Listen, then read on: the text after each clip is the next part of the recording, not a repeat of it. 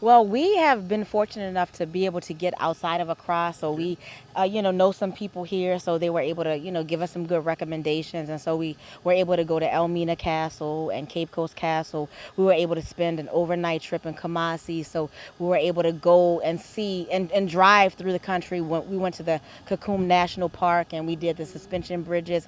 So we had a chance to, as much as we could in 2+ weeks, to drive around, see stuff, be with people, see the sights, do the things. And so, I mean, there's so much more that we can do, but I feel for our first trip to a country, we were able to see a lot of things. So when we went to Kumasi, we were able to go to the Kente Weaving Center and watch how the cloth is made and also to learn about the meanings of the different cloths. So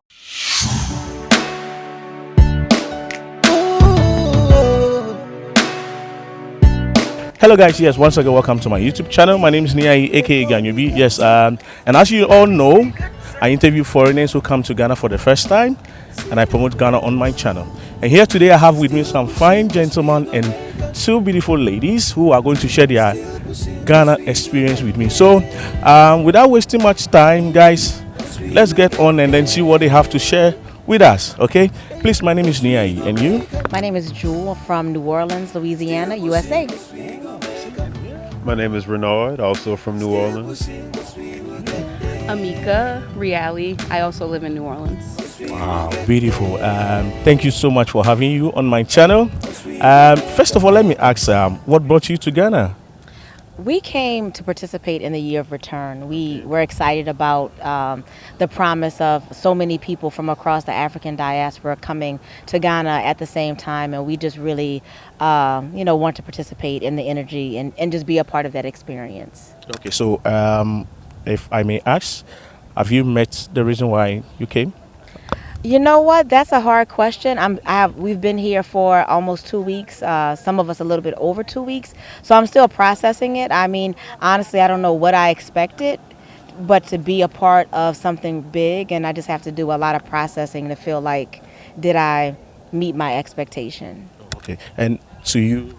Yeah, I mean, I think that's a great question, but it's certainly open-ended. It's something I think that once I get back to America, can reflect on the experiences, reflect on my observations, and just reflect on everything that I've sensed and experienced. Ultimately, to be able to make an informed decision about the overall experience of Ghana and how that connects, to my history, my heritage, as well as what I continue to do in my daily life. Okay, so let me come to you. Oh, okay. I don't really have much different of an answer. I didn't have any expectation, and a lot of times when I travel, I try to release expectation and just be in the moment and really think about what I find instead of trying to get something grand or big out of it. It's been an interesting experience, and I've been writing in my journal a lot of questions for reflection. I can't tell you any of those questions. But I would like you to share just few ones with me. But before coming to that, let's take it from the beginning, from the time you were coming. I think this is the first time coming to Ghana. Yes, absolutely. All My of first you? time. Yes. Oh, yeah. Okay, so before I start, let me ask, did you have any kind of perception about Ghana or Africa before? Well, I've been fortunate enough to visit other places on the continent, but I always had good things and good impressions about Ghana, about how it was safe, how you could walk around, how the people were very open, and so I came here expecting good things. So I didn't hear any negative things about Ghana, the country, or about the Ghanaian people. So I expected to be open and welcomed. Okay, what are we doing? I mean, for me, I didn't have any positive or negative. Similar to what Amika was saying, when I came to Ghana, as we were planning the trip, just kind of went into it openly and just allowed the day-to-day operation of it to occur and happen organically and naturally. So, I mean, for me, it wasn't, thinking anything either good or bad, just letting it naturally happen and going with the flow. Okay, so let me ask you. Let's start it from the airport. When you get to the airport, what was your experience? How did you feel? How did they treat you? So I have to say it was a long trip, and the flights were not pleasant. That really has nothing to do with the Ghanaian people, but more with Brussels Airlines. Shout out. But so I arrived tired and kind of weary and unsure if our hotel pickup would be there because I hadn't received an email. But and the like customs and immigration process was really very simple and streamlined. There were no issues. I picked up my luggage. We went outside, and our hotel like pickup was there. So that was really dope. We live in a majority black city, so seeing like mostly black people is kind of like our everyday life too. So that wasn't a shock. I mean, it was a good experience landing. I don't have any bad things to say about it. Okay, so to you, your experience in the airport when you first touched the ground, how was the feeling? How was the environment there? Well, kind of like she was saying, after traveling so many hours, I probably traveled like 22 plus hours from the U.S. to get here. So my experience was, okay, those are my bags. Yes, I'm glad my bags have made it. And where's my transport? So I think it's more of once you get your bags in the van and you start to look around, you start to realize like, oh, I'm actually here. I'm actually in Ghana. But the second day that we got here, I think you said it like kind of hit you that you were here. So maybe that might be interesting to talk about. Yeah, I mean, in our hotel or whatever, just looking over the patio and then like actually, being a young man and saying like, wow, like I am in Africa, I'm in the country of the continent, excuse me, of my ancestors, and never thinking that I would be able to make that type of trip, right? Like, being from New Orleans, a lot of folks, family members and other people that I meet and know personally and live with and things of that nature, they would dream of a trip like this. And it's been a very, it's been an opportunity, it's been a blessing to be able to do that. So just standing out there and being like, wow, and just driving through the city and seeing everything and a lot of similarities and saying like, man, I'm really in Africa, I'm in Ghana, You really felt it that you are in It Africa. kind of hit me. It took a couple of days, but we finally got there. Yeah. Wow, I see. But where have you been so far in Ghana that make you really have this connection that you are in Ghana? Well, we have been fortunate enough to be able to get outside of Accra, so we, know some people here, so they were able to, give us some good recommendations, and so we were able to go to Elmina Castle and Cape Coast Castle. We were able to spend an overnight trip in Kumasi, so we were able to go and see and drive through the country. We went to the Kakum National Park, and we did the suspension bridges. So we had a chance to, as much as we could in 2+ weeks, to drive around, see stuff, be with people, see the sites, do the things. And so, I mean, there's so much more that we can do, but I feel for our first trip to a country, we were able to see a lot of things. So I feel good about it. Okay, wow. I can really feel what you guys have already had so far. But can you share with me your experience at Kakum, Elmina Castle, Cape Coast? So the national park was great. I love to be outdoors. I'm pretty active at home, so that I really enjoyed. It was a little hot and a little crowded, but I loved it. I thought it was beautiful. We went to Elmina Castle first, and I think I was like okay on the castle experience after the first one. It was a really like heavy and emotional experience. So once we got to Cape Coast, I just sat out in like the main area and looked over the water while the rest of our party toured the second castle, and just really gave some thought to the idea that an ancestor of mine, walked through the door of no return and actually made the trip and then had children with someone who had children that which resulted in my existence, and the divine purpose of that and what that means for me. So that it was a really rich experience at the castle. Wow. A lot of people go there and they can't really stand the emotion. Steve, have you was in Ghana? He went there, he started crying after hearing the story. But let me ask you, how did you feel when you were there? Man, I mean, it was overwhelming to a degree. I think, the heat. I mean, we're used to heat in New Orleans. We have a lot of it on a almost throughout the entire year. But feeling that real heat when you went into the dungeon, when you went into where they were holding enslaved Africans, it's something completely different that I've never felt before. It's very hard to breathe. I can only imagine what our ancestors went through when they closed those doors, the lack of ventilation, being in such a small room with each other, lack of food and things like that, and more or less going into a room like that to die. Some of those places being that was very difficult to kind of experience, but ultimately, I think it was something. I think it put things in perspective for me. It allowed me to see a greater purpose, and similar to what Amika was saying, understanding divine time in the way that just overall the experiences that we have as Africans, as well as Pan Africans, just understanding what we can accomplish and what we have accomplished. So being able to bridge that gap between what our ancestors survived to be able to go through and then where we are now. Wow. Such an amazing experience. And I don't know, Ghana is such a big country. People come, they only spend their few time in Accra. But you've been fortunate enough to go outside Accra. If I may ask, which part of the places in Ghana you've gone to that is your best? Like you felt it very okay with you? That's a good question, and honestly, in all of our reflection, I haven't really thought about that. But kind of what stands out to me the most when we went to Kumasi, we were able to go to the Kente Weaving Center and watch how the cloth is made, and also to learn about the meanings of the different cloths. So, going into Kumasi, which is outside of Accra, but it's still a very big, major city, that was some of my favorite time spending in Kumasi.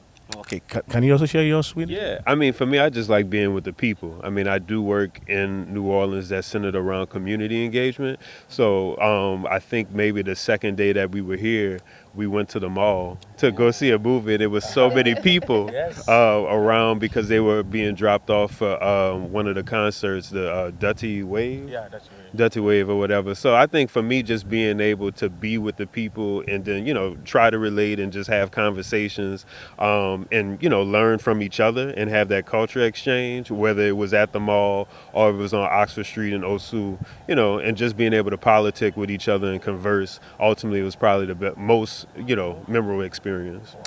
Wow, I like that. But we have a lot of culture here in Ghana. I don't know if you've come in contact with any. Have you learned anything in concerning our culture? So we went to Kumasi. We learned about the Asante people and the sword and the golden stool and that was like so beautiful. And one of my reflections is that a lot of the year of return experience did not really center on the connections between Ghanaian culture and African American culture and the things that sort of like bridge us.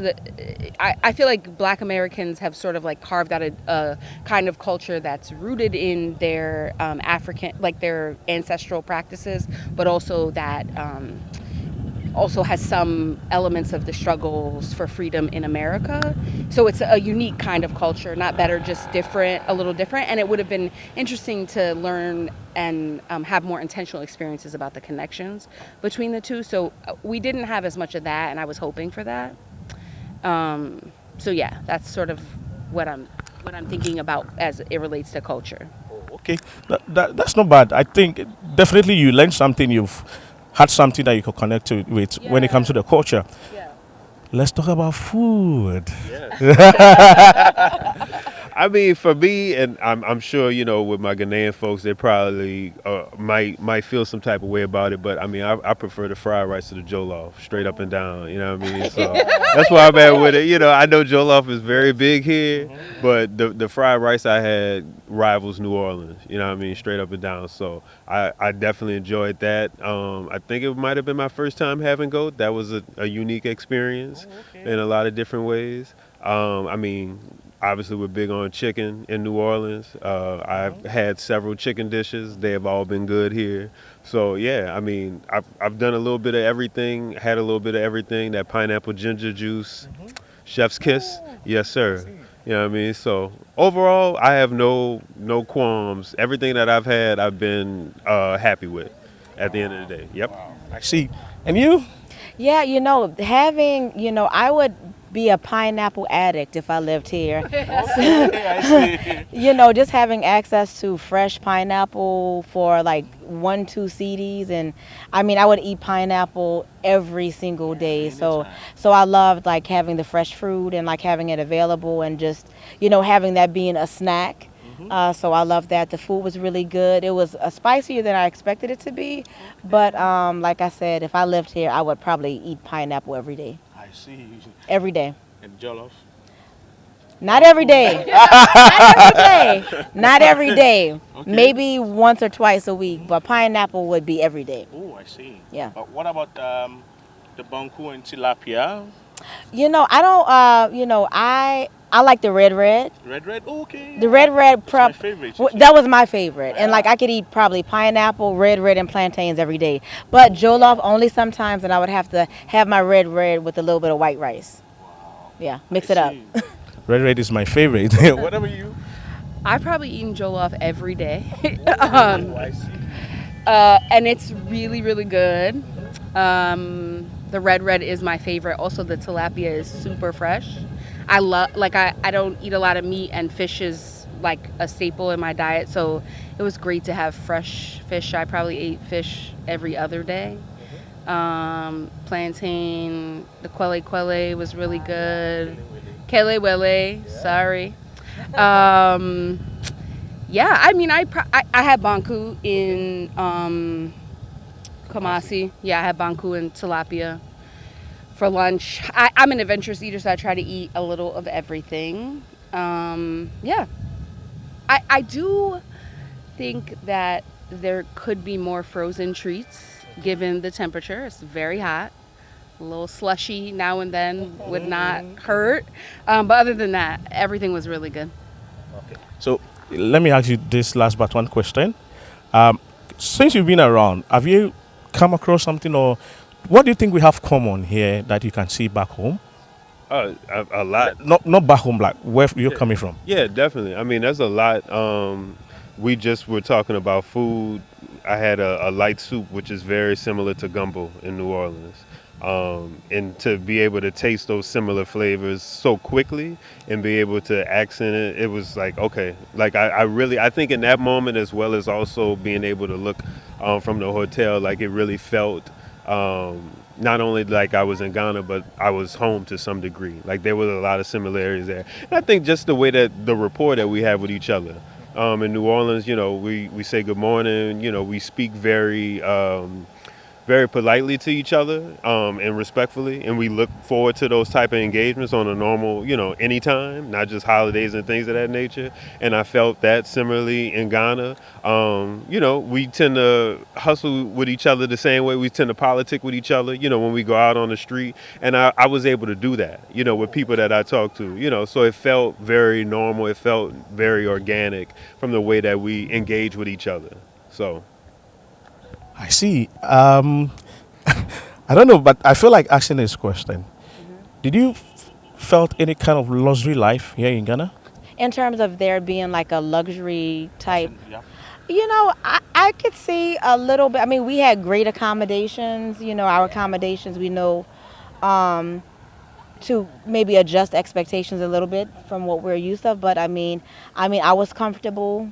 Like, I can definitely see a cross range of luxury and poverty and everything in between. But I mean, I don't think I haven't been uncomfortable, like in any setting. Like, oh, this is like so uncomfortable or miserable. No.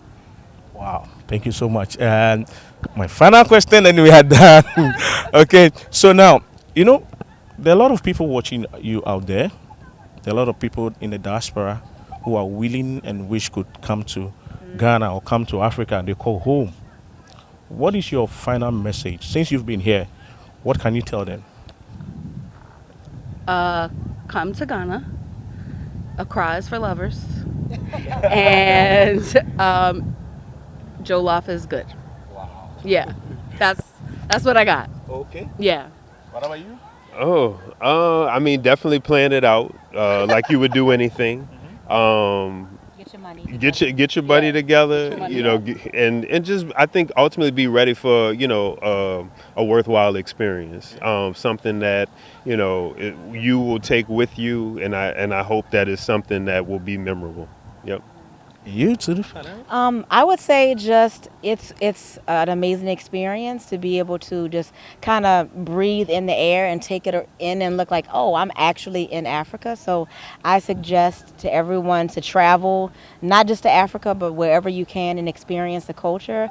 But if you can, I was definitely, if you are of African descent, I would definitely say put Africa, West Africa on your to-do list and save your money, do your research, and connect with the right people and, visit Africa. Wow, thank you. Such an interesting interview, and I hope you all felt at home. Nothing was really bothering you. Oh, do you have any problem? Something you? Nothing significant, nothing, nothing worth saying. There are problems, but I mean, we had a pleasant experience overall. Yes. I would return. But I forgot to ask our music. About music, I forgot to ask that. Hey man. Well, and that's nothing. That's nothing against Ghanaian music. We've had a great time. I think that we've seen some good music, live bands that we've seen, DJs. I can always appreciate the fact that there's always a party somewhere. In New Orleans, it never stops. Much like in Accra, it never stops.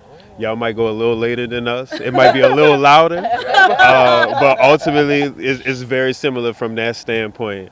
Yeah, I mean, I've taken some things that I learned yesterday in the Arts Center from a musical standpoint, gonna take that back to New Orleans and then expand upon it. But you can see the similarities as well there between Ghanaian music and New Orleans music, with us obviously being, descendants of the people that were here, right? Clave rhythms and things like that. So, I mean, New Orleans music is Ghanaian music, which is world music, ultimately. Yeah. Thank you, thank you. You have any favorite artist in Ghana? Do I have any favorite artists? In Ghana? Not at the moment. Joe Mensa. Joe Mensa Joe yesterday. Okay. And also, who did we hear? Jewel Aka. Aka. Okay. Yeah. I see. Wow, nice. You? You know what they said. Actually interesting. Okay, so thank you so much for having you on my channel. I'm so grateful to hear all these amazing testimonies from you. I'm so proud, and I wish you all the best and safe journey as you go. Thank you. All right, thank you.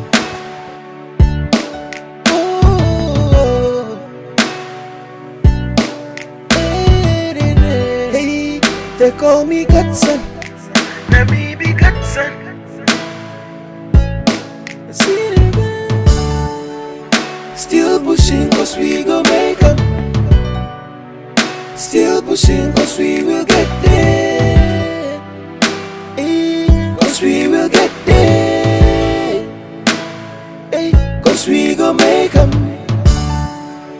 Still pushing cause we gon' make 'em. Still pushing cause we will get there. Cause we will get there. Hey, cause we will make 'em. 1, 2, 3. When days are hot, roll to friends of you. Friends of you. When things are hot, That's so good. I love that. Oh, Renee, you look great on this. You need one by yourself. That's nice. Oh yeah, dude. You need one by yourself. we go make 'em, make 'em. We go make 'em, make 'em. Hey, we go make 'em, make 'em. I say, we go make 'em, make 'em. We go make 'em, oh. Hey, I'm still pushing, I'm still pushing, no. I'm still pushing, I'm still pushing, no. I'm still pushing, no.